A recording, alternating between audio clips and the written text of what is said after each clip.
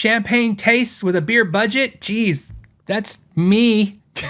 The Know Your Gear podcast. Any idea which way used guitar prices will go in the short term?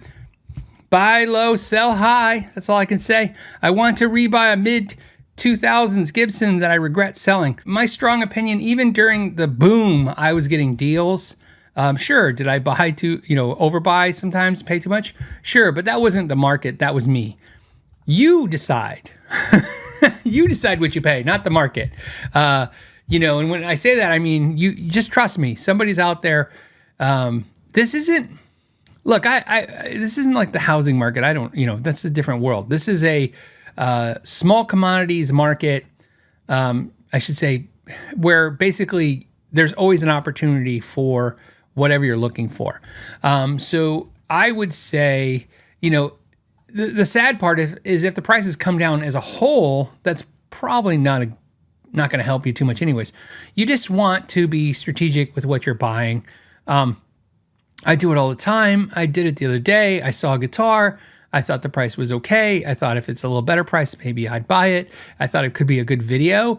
And so I messaged them and I said, hey, oh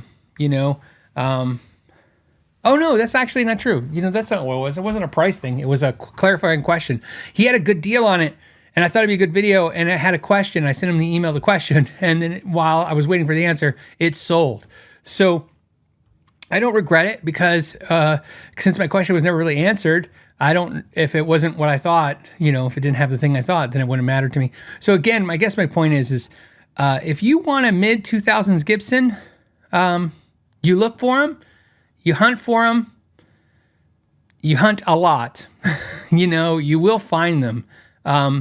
I look every day. So, all of my guitars that I have that are important to me, and things that I've always wanted, I just hunted for them forever and ever and ever until one made sense. And sometimes makes sense is not, it's cheap, super cheap. Sometimes it's in the condition I want. Sometimes it's the color I want or the weight I want or what I want.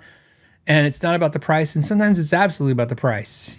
My point is I wouldn't worry about the market, good or bad, when it comes to just finding your deal. You'll find your deal no matter what.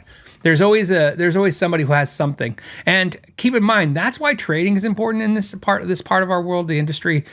The best deals I ever got on guitars as a whole, the majority is trades.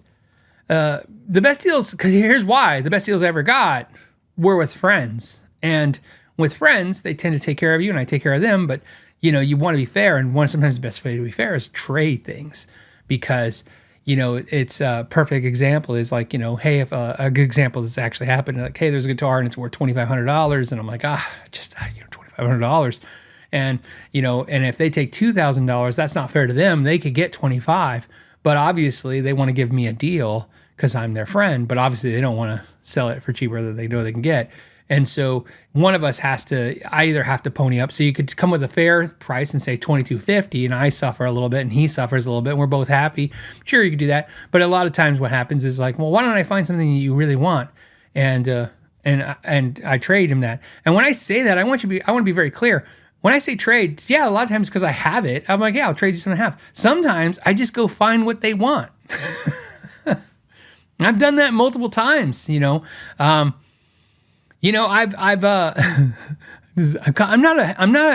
not ashamed of this, what I'm about to tell you, but I'm not super proud of it.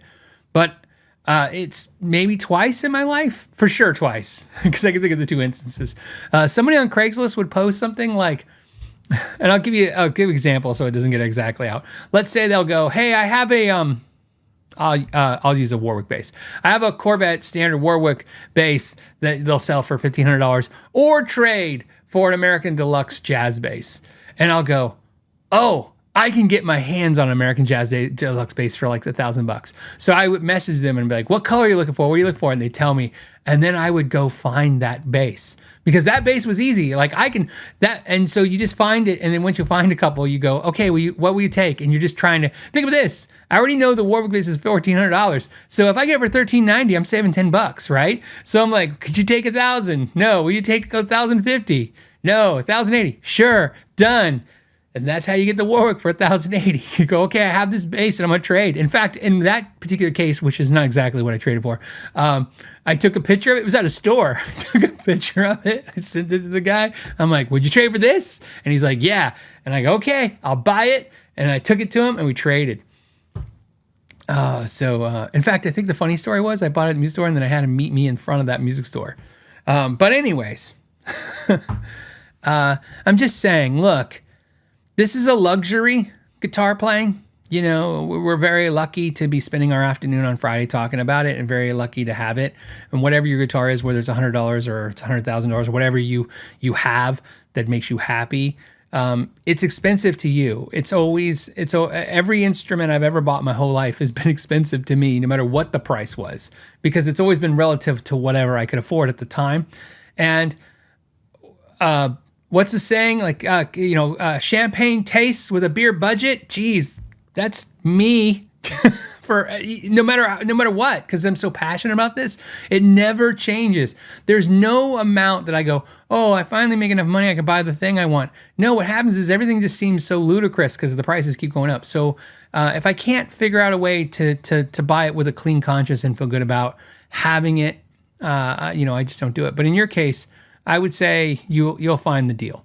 Like I said, your money will run out before the deals do is a great saying. I like to say it all the time. So if you like this clip and you'd like to watch another one, you can click right here. And if you want to see the entire episode of the podcast, you can click right there. As always, thank you for your time and know your gear.